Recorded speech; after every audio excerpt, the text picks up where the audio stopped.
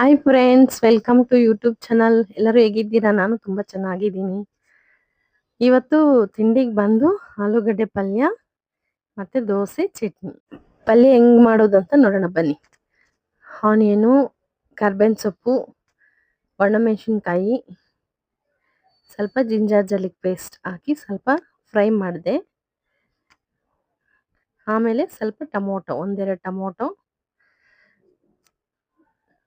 Tomato ಸ್ವಲ್ಪ ಬೇಯಬೇಕು. ಬೇಯಾದ್ಮೇಲೆ 1 table spoon salt, ಆಚೆ ಕಡೆ ಹೋಗಕ್ಕೆ ಆಗಲ್ಲ ಫ್ರೆಂಡ್ಸ್, ತುಂಬಾ ಬಿಸಿಲಿದೆ. ಅಡುಗೆ ಮನೇಲಿ ಸ್ವಲ್ಪ ಹೊತ್ತು ನಿಂತ್ಕೊಳಕ್ ಆಗಲ್ಲ.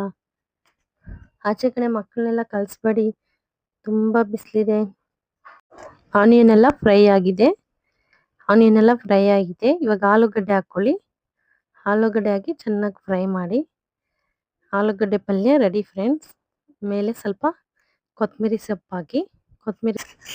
ಪಲ್ಯ ರೆಡಿ ಆಯಿತು. ರೆಡಿ ಆದ್ಮೇಲೆ ದೋಸೆ ಹುಯ್ಯಕ್ಕೆ ಸ್ಟಾರ್ಟ್ ಮಾಡಿದೆ. ಫಸ್ಟು ಮಕ್ಕಳಿಗೆ ದೋಸೆ ಹುಯ್ಕೊಟ್ಟೆ ಅವರಿಬ್ಬರು ತಿಂದಾದ್ಮೇಲೆ ನಾನು ಟಿಫನ್ ತಿನ್ನಕ್ಕೆ ದೋಸೆ ಹುಯ್ಕೊಂಡೆ. ದೋಸೆ ತುಂಬಾ ಸಾಫ್ಟಾಗಿ ಬಂದಿದೆ ಫ್ರೆಂಡ್ಸ್. ದೋಸೆ ಕಲರ್ ನೋಡಿ ಫ್ರೆಂಡ್ಸ್, ಚೆನ್ನಾಗಿದೆ. ಸ್ವಲ್ಪ ಮೆಂತ್ಯ ಕಾಳು, ಕಡಲೆಬೇಳೆ ಸ್ವಲ್ಪ ಹಾಕೊಂಡ್ರೆ ಕಲರ್ ಚೆನ್ನಾಗಿ ಬರುತ್ತೆ. ಅವ್ರಿಗೆ ಇಬ್ಬರಿಗೂ ಬಡಿಸ್ಕೊಡ್ತಾ ಇದ್ದೀನಿ. ಅವ್ರಿಗಿಬ್ರಿಗೂ ಇಟ್ಕೊಟ್ಬಿಟ್ಟು ಆಮೇಲೆ ನಾನು ದೋಸೆ ಸುಟ್ಕೊಂಡು ನಾನು ತಿನ್ನಕ್ಕೆ ರೆಡಿ ಇದೆ.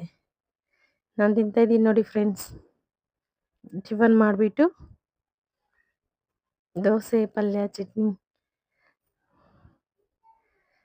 ಆಮೇಲೆ ತಿಂಡಿ ಎಲ್ಲ ಆಯಿತು. ಪಾತ್ರೆ ಸ್ವಲ್ಪ ಇತ್ತು, ಪಾತ್ರೆ ಎಲ್ಲ ಕ್ಲೀನ್ ಮಾಡಿಬಿಟ್ಟು ಮತ್ತೆ ಅಡುಗೆಗೆ ರೆಡಿ ಮಾಡಿದೆ ಫ್ರೆಂಡ್ಸ್. ಬೆಂಡೆಕಾಯಿ ಬೇಳೆ ಸಾಂಬಾರು ಮಾಡೋಣ ಅಂತ. ನಿಮ್ದ್ರಲ್ಲಿ ಎಷ್ಟು ಜನ ಬೆಂಡೆಕಾಯಿ ಬೇಳೆ ಸಾಂಬಾರು ಮಾಡ್ತೀರಾ ಹೇಳಿ ಫ್ರೆಂಡ್ಸ್.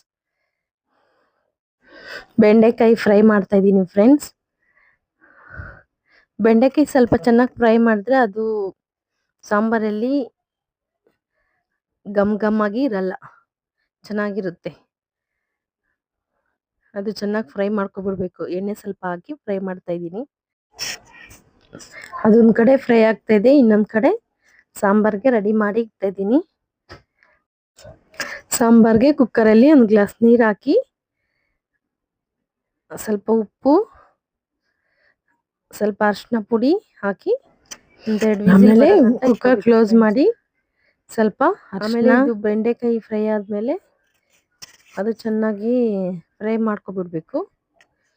ಫ್ರೈ ಆದ್ಮೇಲೆ ಇದು ಕ್ಲೋಸ್ ಮಾಡಿದ್ದೀನಿ. ಇದು ಸ್ಟವ್ ಒಂದು ಕಡೆ ಬೆಳಗ್ಗೆ ಇಕ್ಕಿದ್ದೀನಿ, ಇನ್ನೊಂದು ಕಡೆ ಫ್ರೈ ಮಾಡ್ತಾ ಇದ್ದೀನಿ.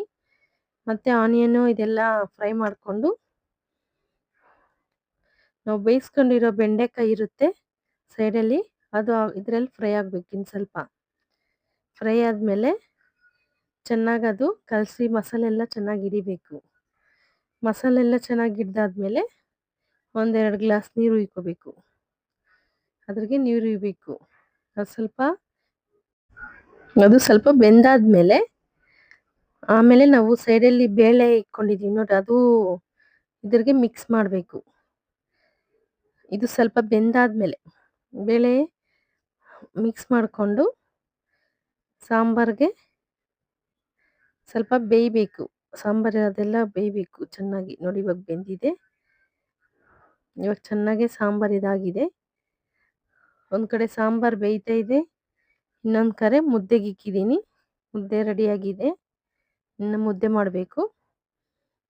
ಇನ್ನೊಂದು ಕಡೆ ವೈಟ್ ರೈಸ್ ಫ್ರೆಂಡ್ಸ್. ನಮ್ಮದು ಮಧ್ಯಾಹ್ನದ ಊಟ ಇವತ್ತು. ಮಧ್ಯಾಹ್ನದ ಊಟ. ಹಾಯ್ ಫ್ರೆಂಡ್ಸ್, ಊಟ ಎಲ್ಲ ಆಯಿತು. ನಿಮ್ದು ಊಟ ಆಯಿತಾ? ಯಾರು ಹೊಸ್ದಾಗೆಲ್ಲ ಚಾನಲ್ ನೋಡ್ತಾ ಇದ್ದೀರಾ ಸಬ್ಸ್ಕ್ರೈಬ್ ಮಾಡಿ, ಪ್ಲೀಸ್ ಲೈಕ್ ಮಾಡಿ, ಶೇರ್ ಮಾಡಿ, ಸಪೋರ್ಟ್ ಮಾಡಿ friends. Okay friends, thank you.